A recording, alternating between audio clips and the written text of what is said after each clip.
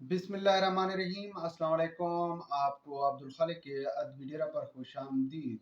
ख़वातीन व हज़रात, आपके साथ शेयर करने लगे हैं कि मिफ्ता इस्माइल साहब और शाहिद खाकान अब्बासी साहब अब नून लीग का हिस्सा नहीं रहे। बाज़ लोग कह रहे हैं कि जनाब इन्हें नून लीग से निकाल दिया है। कुछ लोगों का ये दावा है कि जनाब नहीं, इन्होंने पार्टी छोड़ दी है। लेकिन मिफ्ता इस्माइल और शाहिद खाकान अब्बासी की अभी तक खामोशी है और उनकी तरफ से कोई जवाब नहीं आ रहा। बहरहाल ये एक जो खबर है वो आपके साथ शेयर कर दें कि वो अब नून लीग का हिस्सा नहीं रहे। और ये उस वक्त इबाम नहीं रहता इस बात में कि जब शहबाज शरीफ वज़ीर आज़म पाकिस्तान और नून लीग की जो प्रेसिडेंट हैं, उन्होंने वाज़ेह तौर पर कह दिया था, पब्लिक के लिए अवामी इज्तिमा में कह दिया था कि जो लोग जो है वो डार को तनकीद का निशाना बना रहे हैं, उनकी नून लीग में गुंजाइश कोई नहीं है। तो जनाब इसके बाद फिर तो कोई जो है वो बात बचती ही नहीं है कि आप कहें कि ये लोग नून लीग का हिस्सा रहेंगे, वो इसलिए साइड पे हो गए। तो बहरहाल भाई, शाहिद खाकान अब्बासी और मिफ्ता इस्माइल की नून लीग में ना रहने की जो वजह है या छोड़ने की जो वजह है, वो आपके साथ तफसीलन बात तो उस पर करते हैं। सबसे पहले जनाब मिफ्ता इस्माइल साहब को लेते हैं। मिफ्ता इस्माइल साहब को उस वक्त जो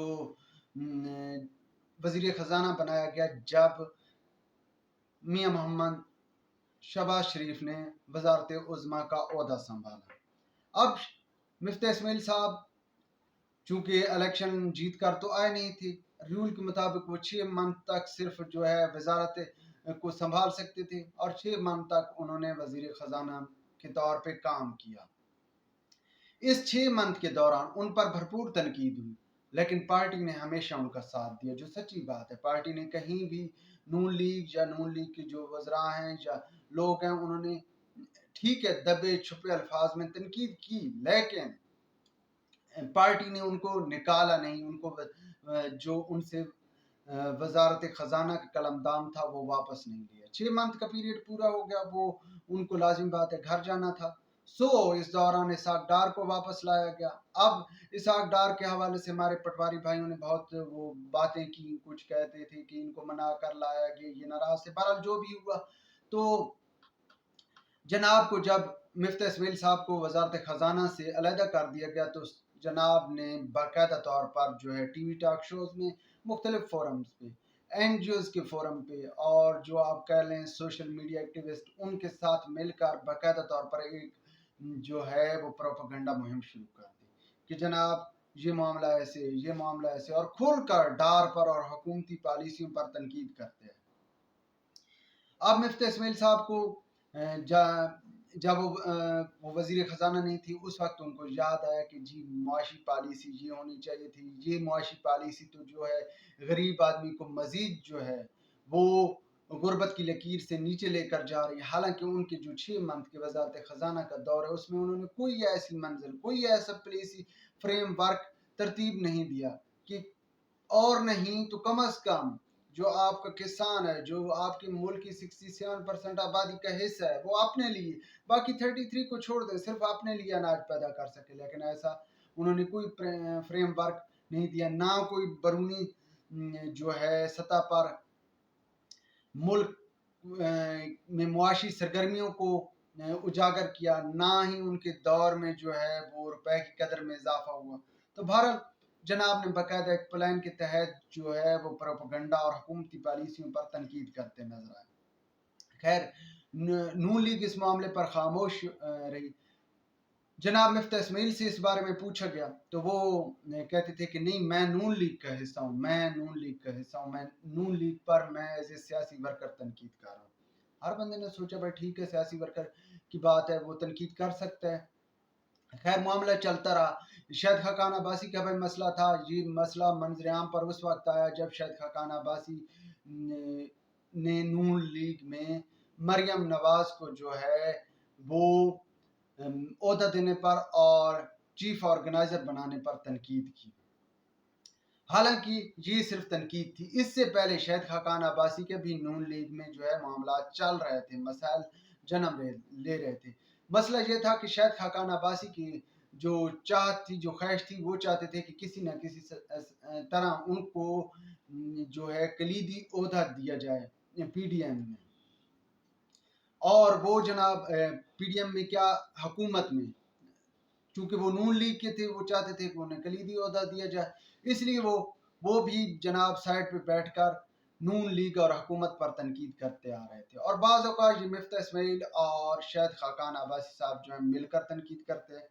تو جناب ایسے میں اب ممکن نہیں تھا، چونکہ جو موجودہ حکومتی سیٹ اپ ہے اس میں بہت سے لوگ موجود ہیں اور سب کو حصہ بقدر جسم ملنا ہے. تو ممکن نہیں تھا شاہد خاقان عباسی کو جو ہے وہ کلیدی عہدہ دیا جاتا. بعض لوگوں کی تو یہ رائے ہے کہ شاہد خاقان عباسی کی خواہش تھی کہ انہیں وزیر اعظم کا عہدہ دیا جائے، لیکن نون لیگ یہ قطعاً نہیں ماننے کو تیار تھی. تو بھائی ایسے میں شاہد خاقان عباسی صاحب کے بھی جو ہے وہ نون لیگ سے ناراض نظر آ رہے تھے. مفتاح اسماعیل چاہتے تھے کہ وہ وزارت خزانہ کا چلو قلمدان چلا گیا ہے تو مشیر خزانہ کے طور پہ انہیں جو ہے وہ رکھ لیا جائے. اب مشیر خزانہ یار اتنا تو نہیں ہو سکتا. بہرحال اب جناب جب شہباز شریف نے واضح کر دیا کہ بھائی جو ڈار پہ تنقید کرتا نظر آئے گا اس کا نون لیگ کے ساتھ کوئی حصہ واسطہ نہیں ہے، تو لازم بات ہے انہوں نے سائڈ پہ ہو جانا تھا اور سائڈ پہ ہو گئے.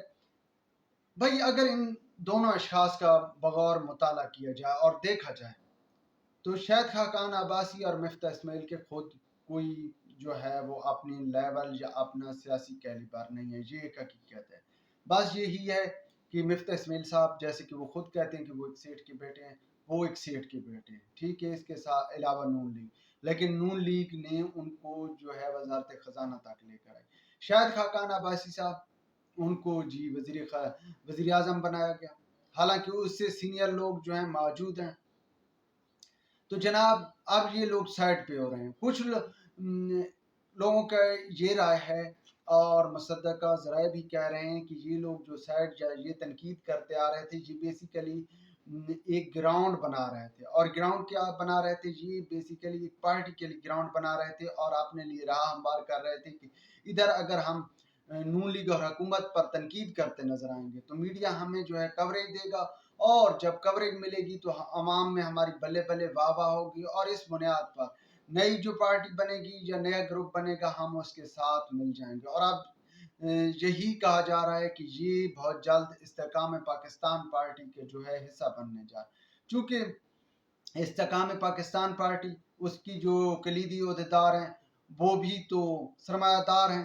دوسرے لفظوں میں آپ کہہ لیں کہ مختلف وہ مافیا ہے، کوئی لینڈ مافیا ہے، کوئی چینی کا مافیا ہے، کوئی سٹاک کرنے ذخیرہ اندوزوں کا ایک مافیا ہے. تو بھائی یہ مافیا جو ہے ان کے ساتھ یہ مل جائیں گے اور ان کے لیے وہاں پر گنجائش بھی بن سکتی ہے، کیونکہ جو لوگ شامل ہیں ان کی نسبت یہ اپنا سیاسی قد کاٹ بھی رکھتے ہیں ان کی نسبت.